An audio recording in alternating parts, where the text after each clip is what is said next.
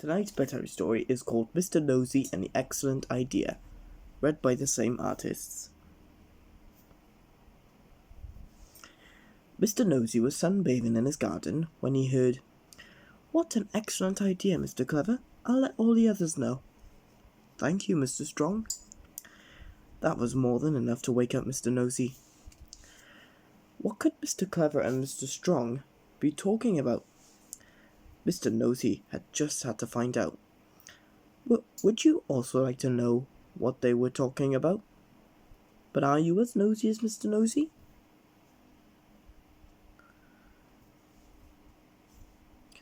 Mr. Nosy followed closely behind Mr. Strong.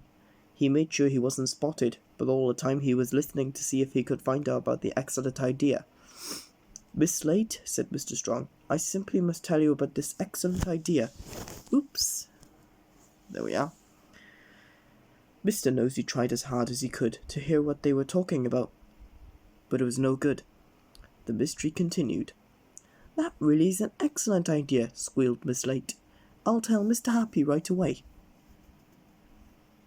Mr. Nosy was not about to give up. Now, you may not know this, but Mr. Nosy hated water. And even though Mr. Nosy hated water, he followed Miss Slate and Mr. Happy to the swimming pool. "And that's the whole story," finished Miss Slate. "That excellent idea makes me so happy," said Mr. Happy, smiling. Mr. Nosy was not so happy. He still hadn't worked out what the excellent idea was. He paddled closer to hear some more. But splash!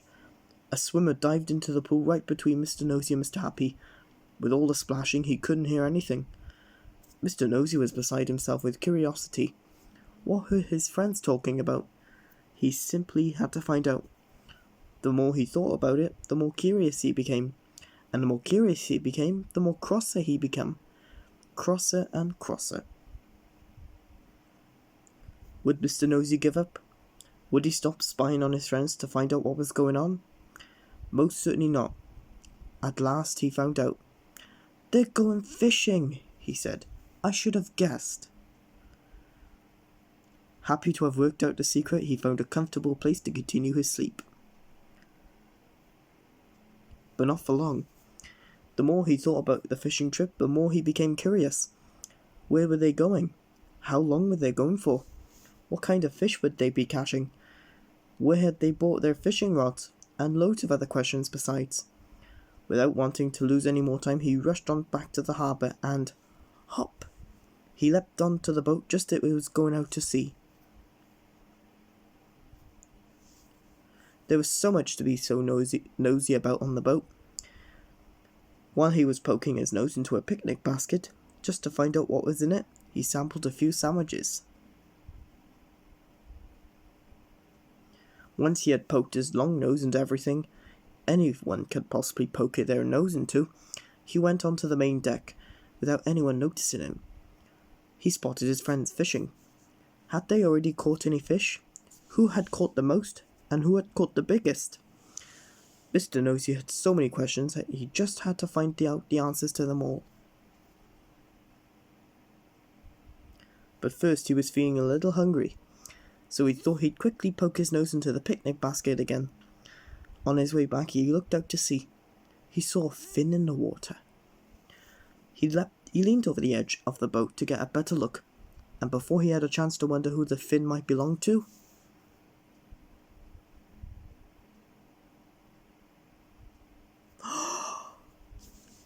snap! A huge and hungry shark swallowed Mr. Nosy in one gulp. Poor Mr. Nosy!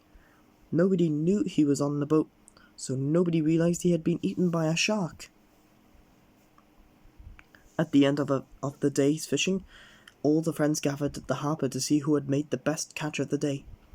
Mr. Clever was in charge. "Now let me see, if I just add that digit to that and divide by the square root of 27, that gives a total of 80 kilos. Well done, Mr. Mr. Clever suddenly stopped speaking. Can you guess why? What a shock! Mr. Nosy fell out of the shark's mouth. His friends couldn't believe his eyes. They had lots of questions for him. How had he got inside the shark? Had he been in there for long? What was it like to be inside a shark's tummy? They were all so curious. "That's quite enough questions," said Mr. Nosey crossly. "I can't bear it when people ask so many questions." And off he went, feeling rather cross and very damp. But do you think that stopped Mr. Nosey from being so nosy again? Do you really want to know? Oh, my goodness, you are aren't you nosy? Time for our second story. Oops.